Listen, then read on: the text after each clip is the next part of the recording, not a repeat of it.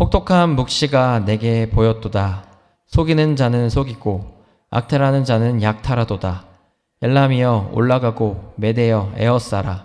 그의 모든 탄식을 내가 그치게 하였노라 하시도다. 이러므로 나의 요통이 심하여 해산이 임박한 여인의 고통 같은 고통이 나를 엄습하였으므로 내가 괴로워서 듣지 못하고 놀라서 보지 못하도다.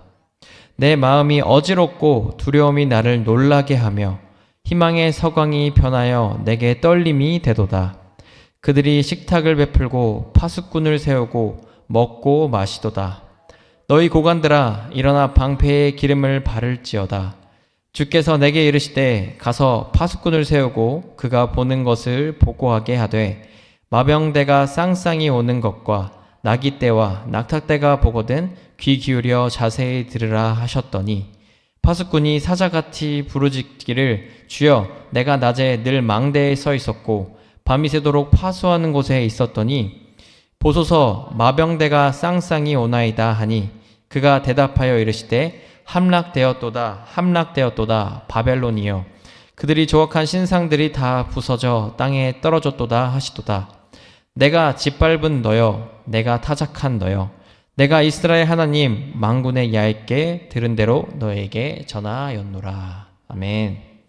함께 읽으신 본문 말씀을 가지고 하나님의 심판은 아픔입니다 라는 제목으로 말씀을 전하고자 합니다. 하나님의 심판은 아픔입니다. 오늘 함께 보신 이사야 21장은 가장 큰 강대국이었던 바벨론과 그 옆에 두마라고 말하는 에돔 그리고 아라비아의 멸망에 대한 내용입니다.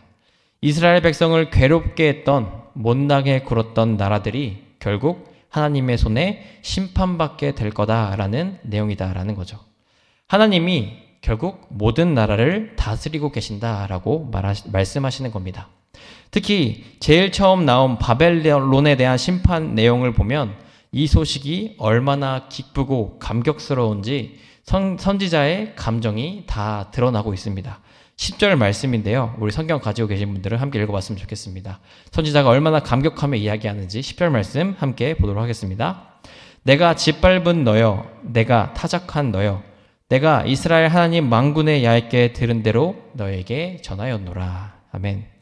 개역개정 성경으로는 그 감정이 잘 드러나 있는 것 같지 않아서 제가 새 번역 성경을 가지고 왔는데요. 제가 읽어드리겠습니다. 똑같이 10절입니다. 아 짓밟히던 나의 결애여 타작 마당에서 으깨지던 나의 동포여 이스라엘 하나님 만군의 주님께서 나에게 말씀하신 것을 이렇게 내가 그들에게 전한다. 아멘. 감격하는 선지자의 감정이 느껴집니다. 아 짓밟히던 나의 결애여 타락 마장에서 으깨지던 나의 동포여 하나님이 바벨론을 무너뜨린다고 했소. 드디어 우리를 구해주신다 했소. 이 소식을 여러분에게 전하게 되어서 너무나 기쁘하며 감격스러워하는 감정이 느껴집니다. 하나님이 드디어 우리를 위해 악인들을 심판하신다고 생각하니 자신들을 위해 일하신다고 생각하니 기뻐하고 감격했다라는 겁니다. 성경인물이었던 다윗도 이런 경험이 있었습니다. 다윗의 아들 압살롬이 반역을 일으켰을 때 다윗은 피신을 갈 정도로 위기의 상황이었습니다. 다윗과 오랜 기간 함께했던 아히도벨이라는 사람도 다윗을 배신할 정도로 압살롬의 세력이 워낙 컸습니다. 조금이라도 더 밀려나면 자신의 아들에게 처참한 최후를 맞이할 수도 있던 상황이었다라는 겁니다. 그러나 다윗을 도우시는 하나님은 다윗의 주변 인물들을 통해 다윗의 상황을 변화시켜 주셨습니다. 후세라는 인물을 통해 압살롬의 군사들을 교란시키고 결국엔 아들 압살롬의 방역을 막게 해주셨다라는 겁니다. 마지막이라 생각했던 상황에서 하나님이 지켜주셨다라는 겁니다. 은혜로 해결됐다라는 거죠. 그러나 이렇게 감격스러운 순간에 하나님이 일하셔서 나를 힘들게 하던 악인들이 사라지는 순간에 선지자 이사야는 이렇게 이야기합니다. 오늘 본문 말씀 3절 4절 말씀인데요. 이렇게 감격스러운 순간에 이사야가 어떤 말을 하고 있는지 우리 함께 성경 가지고 계신 분들은 읽어봤으면 좋겠습니다. 3절에서 4절 말씀입니다. 이러므로 나의 요통이 심하여 해산이 임박한 여인의 고통 같은 고통이 나를 엄습하였으므로 내가 괴로워서 듣지 못하며 놀라서 보지 못하도다. 내 마음이 어지럽고 두려움이 나를 놀라게 하며 희망의 서광이 변하여 내게 떨림이 되도다. 아멘. 이번에도 조금 더 와닿을 수 있도록 제가 세번역 성경으로 다시 한번 읽어드리겠습니다. 바벨론 멸망 소식을 듣고 이사야 선지자가 한 첫 반응입니다. 그러나 나는 허리가 끊어진 것처럼 아팠다. 아기를 낳는 산모의 고통이 이런 것일까? 온몸이 견딜 수 없이 아팠다. 그 말씀을 듣고 귀가 멀었으며 그 광경을 보고 눈이 멀었다. 나의 마음은 갈피를 잡지 못하고 공포에 질려 떨었다. 내가 그처럼 보고 싶어한 희망찬 새벽빛은 도리어 나를 무서워 떨게 하였다. 아멘. 이사야가 뭐라고 이야기하나요? 분명 자기 민족을 괴롭게 한 바벨론의 멸망 소식을 들었는데 아기를 낳는 산모의 고통처럼 온몸이 아팠다고 합니다. 귀가 멀고 눈이 멀 정도로 공포에 질렸다고 말합니다. 그리고 마지막엔 내가 그처럼 보고 싶어한 희망찬 새벽빛은 도리어 나를 무서워 떨게 했다라고 말합니다. 이게 어떤 반응인가요? 기뻐하고 감격한 게 아니라 두렵고 떨렸다고 말하는 겁니다. 오히려 아팠다고 말하는 겁니다. 심판이 아픔이었다라고 말하는 거죠. 전 이 반응을 보면서 이건 잘못된 반응이 아닌가라는 생각이 들었습니다. 하나님이 악인을 심판하면 좋아해야 하는 거고 그렇게 자신들을 괴롭히는 민족이 심판받는다고 하면 기뻐하고 감격해야 하는 건데 아팠다고 괴롭다고 말하니 잘못되었다고 생각한 겁니다. 그래서 이 구절에 대해 설명한 여러 주석을 찾아보기도 하고 다른 번역을 읽어보기도 했습니다. 거기에선 하나님의 위대하심 때문에 절대 무너지지 않을 것 같았던 바벨론도 무너뜨리시는 하나님의 강하심 때문에 이런 반응이 나왔다라고 말합니다. 자기 생각보다 하나님이 너무 강하시니까 두려워하고 괴로워했다라고 하는 거죠. 하지만 저는 조금 다르게 느껴졌습니다. 저는 이게 아픔으로 느껴졌습니다. 원수였던 바벨론이지만 누구보다 자신의 민족을 괴롭게 했던 바벨론이지만 그럼에도 그들도 하나님의 백성이기에 그들도 하나님이 만드신 피조물들이기에 그들의 죽음도 안타까워하고 아파하는 선지자의 마음처럼 느껴졌습니다. 악인의 죽음도 아픔이다라는 거죠. 아까 이야기한 다윗의 이야기도 그렇습니다. 하나님의 도우심으로 아들의 반역이 실패로 돌아갔지만 다윗은 아들을 잃었습니다. 아무리 압살롬이라는 아들이 다윗을 위협하는 악인이었지만 압살롬은 다윗의 아들이었습니다. 자기의 자식이 자신보다 먼저 죽은 걸 기뻐하고 행복할 부모가 있겠습니까? 악인의 죽음도 아픔이다라는 겁니다. 그렇습니다. 우리가 생각하는 악인도 의인도 같은 생명을 가지고 있습니다. 그리고 성경에 하나님은 분명히 말씀하십니다. 모든 생명은 다 귀하다고. 내가 만든 가장 귀한 작품이라고. 그 사람이 무슨 행동을 했건 무슨 사연이 있던 다 귀한 존재다라고 말씀하시는 겁니다. 악인의 죽음도 아픔이다라는 겁니다. 심판이 아픔이다라는 거죠. 저는 이 이사야 선지자의 마음을 하나님이 바벨론을 보신 마음이라는 생각이 들었습니다. 아니, 바벨론이 아니라 죄인인 우리 모두를 보시는 마음이라고 느껴졌습니다. 너의 모습 상관없이 내가 만든 내 백성이기에 귀하다고 말씀하시는 하나님의 마음이다라는 거죠. 이런 하나님의 마음이 잘 드러난 성경이 요나서입니다. 악이 가득한 니느웨 백성도 사랑하시는 하나님의 마음이 드러나 있어서 그렇습니다. 처음 하나님은 선지자 요나에게 말씀하십니다. 요나야, 니느웨로 가서 조만간 니느웨가 심판받을 거라고 전해라. 하지만 요나는 그 말을 듣고 도망갑니다. 요나에게 니느웨란 도시는 심판받아야 마땅한 도시라 그렇습니다. 자신의 민족들을 괴롭힌 아수르의 수도라 그렇습니다. 너네 심판받을 거야 라는 말조차도 전하고 싶지 않던 곳이다 라는 겁니다. 그러나 요나는 결국 니느웨로 가게 되고 심판의 메시지를 전하게 됩니다. 그리고 나서 요나는 그 심판을 지켜보기로 합니다. 하나님이 이 죄인들을 어떻게 심판하실지 고소해하며 구경했다라는 겁니다. 그런데 하나님은 니느웨 백성을 어떻게 하셨을까요? 네, 심판하지 않으셨습니다. 니느웨 백성이 다시 회개하고 돌아오자 심판을 거두시고 살려주셨습니다.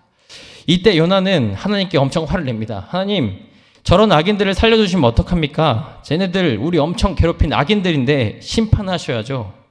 이렇게 화가 난 요나에게 하나님은 말씀하십니다. 요나야, 쟤네들도 내 백성이야. 내가 만든 내 자녀들이야. 아무리 모습이 못나도 아무리 못돼 보여도 심판하면 내 마음이 아프지 않겠니? 내가 만든 내 백성이기에 못나 보여도 내 자식이기에 내 자녀이기에 귀하다고 사랑한다고 말씀하시는 겁니다. 하나님에게 심판은 아픔이다 라는 겁니다. 우리에게도 그렇습니다. 하나님은 여전히 부족하고 여전히 넘어지는 우리를 귀하다고 말씀하십니다. 사랑한다 말씀하십니다. 사실 우리들은 하나님께 심판받아야 마땅한 사람들입니다. 하나님이 만드신 세상을 아름답게 사용하지도 않았고 하나님이 만드신 사람들을 못 살게 굴 때도 있었습니다. 내 안에 있는 이기심으로 하나님이 지으신 세상을 망가뜨리고 있는 게 우리들의 모습입니다. 거짓말할 때도 있고 내 이익만 생각하느라 다른 사람을 무시할 때도 있습니다. 내 안에 미움은 얼마나 많은지 나보다 조금만 뛰어난 사람이 보이면 나보다 조금만 잘나면 질투하는 우리들의 마음입니다. 하나님이 악인도 사랑하지 않으신다면 내 자녀이기에 내 자식이기에 사랑한다 말씀하시지 않으면 용서조차 받지 못하는 우리들이다 라는 겁니다. 성도님들, 하나님은 여전히 악인인 우리들을 사랑하십니다. 하나님에게 심판은 고소함이 아니라 아픔이다 라는 겁니다. 우리 눈엔 심판처럼 보일지 몰라도 하나님은 여전히 아파하시며 돌아오길 원하시는 하나님은 사랑으로 우리를 기다리신다라는 겁니다. 우리 모두가 너의 모습과 상관없이 내 백성이기에 사랑하시는 하나님의 사랑 안에 우리 모두가 악인이 아니라 하나님의 자녀로 살아가시길 주님의 이름으로 소망합니다. 그렇다면 마지막입니다. 어떻게 하면 심판이 아닌 하나님의 사랑을 우리가 늘 누리며 살아갈 수 있을까요? 하나님의 그 놀라우신 사랑을 늘 기억하며 살아갈 수 있을까요? 그것은 우리가 심판이 사랑임을 기억하는 겁니다. 하나님의 심판이 진정한 사랑임을 기억하며 살아야 된다라는 겁니다. 성도 여러분, 아픔을 느낀다는 건 사랑을 느낀다라는 말과 같습니다. 사랑하기에 아픔을 느낄 수 있습니다. 하나님의 심판이 아픔이라면 그 아픔은 사랑이다라는 겁니다.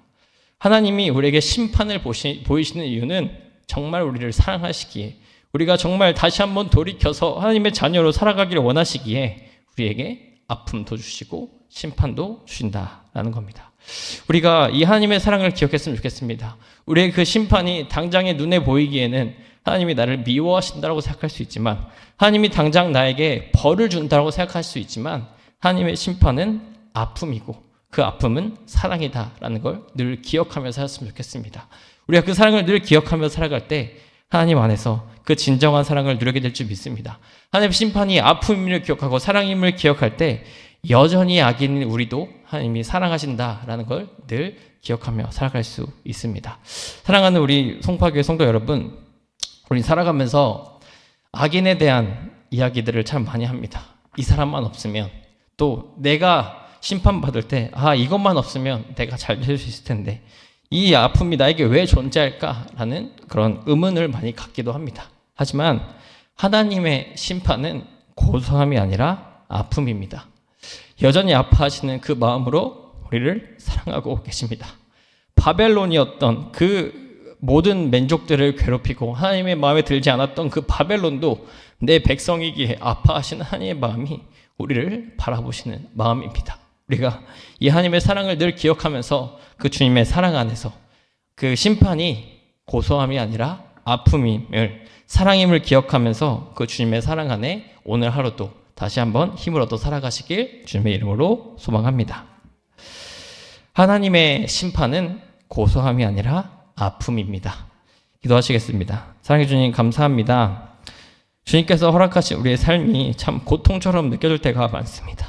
또한 우리 삶에 나를 괴롭히는 사람이 왜 이렇게 많은지 참 어렵고 힘들기도 합니다. 하지만 주님, 우리 안에 그 괴롭히는 사람들, 우리를 아프게 하는 그 사람들이 우리에게 있어도 그것이 하나님의 심판처럼 느껴져도 하나님은 여전히 우리를 사랑하고 계십니다. 악인이지만 여전히 부족하지만 넘어지지만 우리를 자식이기에 자녀이기에 영원히 사랑하고 계십니다. 주님, 우리가 이 사랑을 늘 기억하며 우리가 다시 한번 살아갈 힘을 얻을 수 있도록 도와주시옵소서. 우리가 정죄받는 것이 아니라 하나님 앞에 심판받아 하나님의 고소함, 하나님의 비웃음을 받는 것이 아니라 여전히 그 아픔 속에 같이 아파하시고 사랑하시는 하나님의 사랑을 누리며 나아갈 수 있게 도와주시옵소서. 그 모든 민족을 괴롭혔던 바벨론도 그 니느웨도 하나님은 여전히 사랑하셨습니다. 여전히 내 백성이기에 살려주고 싶으셨습니다. 주님, 하나님의 그 마음이 우리에게도 느껴질 수 있게 도와주시옵소서. 내 삶이 힘들 때에도, 내 삶에 악인이 많이 존재할 때에도 여전히 우리를 사랑하시고 함께 하시는 주님의 사랑이 우리 마음속에 느껴질 수 있게 도와주시옵소서. 더 나아가 우리가 악인이라고 생각했던 그 사람들도 우리가 사랑할 수 있게 도와주시옵소서. 하나님은 그 사람도 내 백성이기에 사랑하십니다. 우리가 그들을 품을 수 있는 마음도 허락하셔서 진정으로 주님의 나라를 이루고 사랑하는 우리 모두가 될 수 있도록 주님 우리 가운데 함께하여 주시옵소서. 주님, 우리가 가져 나온 기도 제목도 참 많이 있습니다. 주님, 그 기도 제목 가운데도 함께하여 주셔서 내 자식이기에 너를 포기하지 않는다라고 말씀하시는 하나님의 음성이 우리 귀에 들려질 수 있게 도와주시옵소서. 여전히 우리는 기도하는 대로 이루어지지 아니할지라도 여전히 우리 삶은 바뀌는 게 없을 때에도 하나님은 여전히 우리와 함께 하셔서 우리의 기도에 귀 기울이시고 계신다는 것을 늘 기억하며 살아갈 수 있도록 주님, 성령 하나님 우리의 마음 가운데 함께 하시고 역사하여 주시옵소서. 모든 말씀 주님께 맡겨드리며 예수님의 이름으로 기도합니다. 아멘.